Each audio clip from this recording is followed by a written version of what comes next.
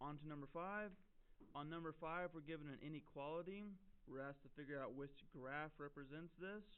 So first thing I'm going to do is solve this for y, get this in slope-intercept form, so we can see that slope and what the intercept is. First thing we need to do, we need to get y by itself there. We can either take care of the 7 or the negative 2x. We need to do the adding and subtracting part first.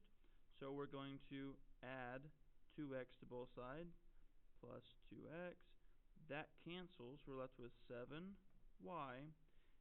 I did not multiply or divide by a negative, so that sign stays the same. Now I have 112 plus 2x. Those are not like terms, so I can say this is 2x plus 112.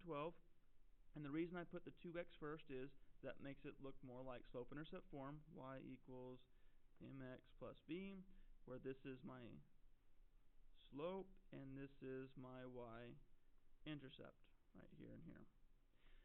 Then I look, my y is still not by itself. I need to get rid of the 7.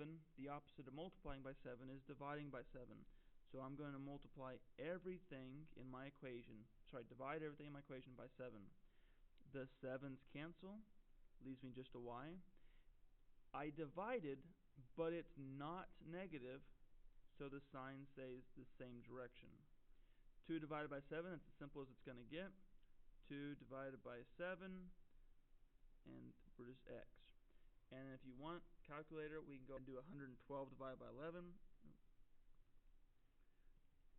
12 divided by 11.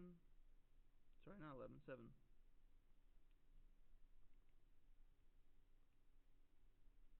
And we get 16. So that's going to be plus 16. We could have also looked at the graphs and say, hey, all these have y-intercepts of 16. So we really didn't have to do that part.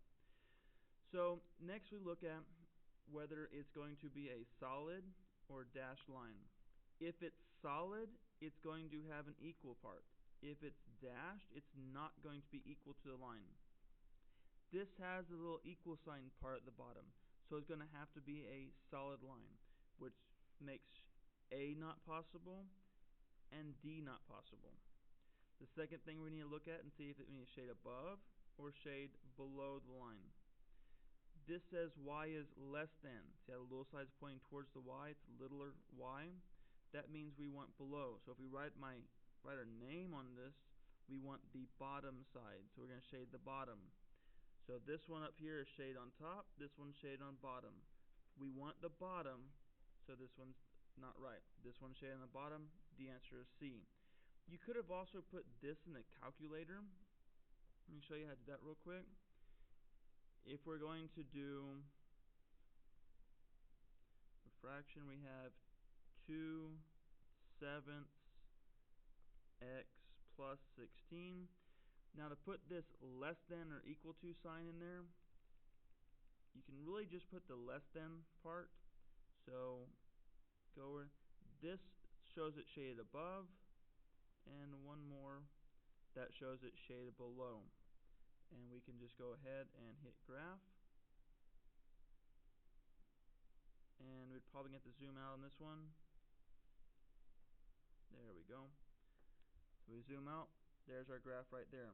You still have to look at this if it's solid or dashed. It doesn't really give you an option to say solid or dashed here, the less than or equal to part. It's just showing you which way to shade, which is the hardest part about getting this part right.